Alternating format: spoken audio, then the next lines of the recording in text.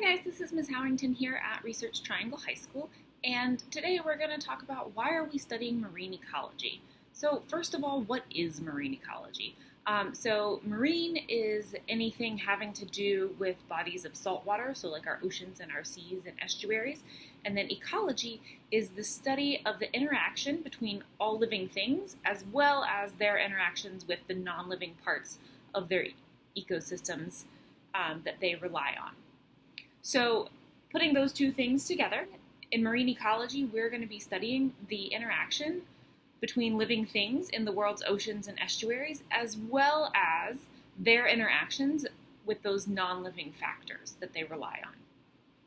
So we don't live in the ocean, so why do we really care about it? So 71% of the Earth is covered in water.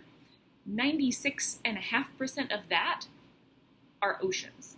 So that means that about 68.5% of the Earth's surface is covered by oceans. So that's more than land. So in the United States, the coastline is about 10% of our land area. In 2010, about 40% of Americans lived on or near the coast. Near is within about 60 miles of the coast. And then as of 2004, in the entire world, the numbers were similar. About 40% of the people in the entire world live within 100 kilometers or about 62 miles of the coast.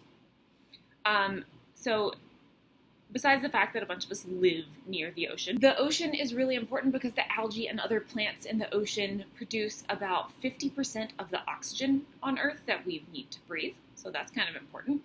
The ocean also, through the carbon cycle and absorbing carbon dioxide and also taking it in through photosynthesis with the algae and the other photosynthetic organisms, absorbs about half of the carbon dioxide that we produce. The ocean is the largest source of atmospheric moisture because there's so much water area. That's where all of our water, a lot of the water is evaporating from that comes to us as rain, as fresh water.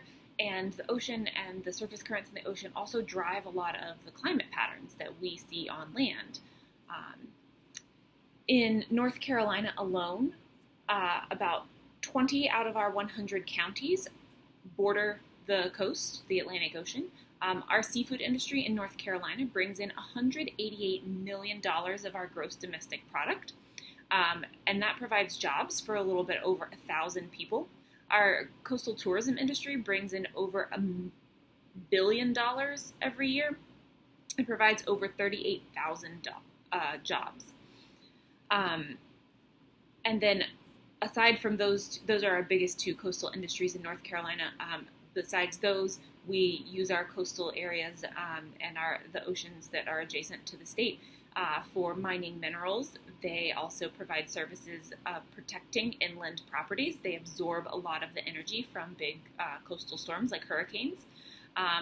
They provide space for transportation and trade. So we have two big state ports in North Carolina, Morehead City and Wilmington. So that allows us to import and export a lot of goods internationally.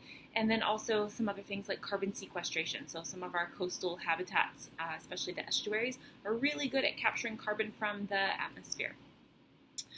So these are just a few things that we use the ocean for and that the ocean provides to us.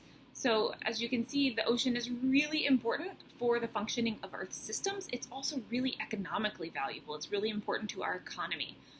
So that's why it's really important that we learn how the ocean works and how the ecosystems of the ocean work so that we can use both the living and the non-living resources that we find in the ocean sustainably so that they're there for not only us, but also our children and our grandchildren and future generations to come.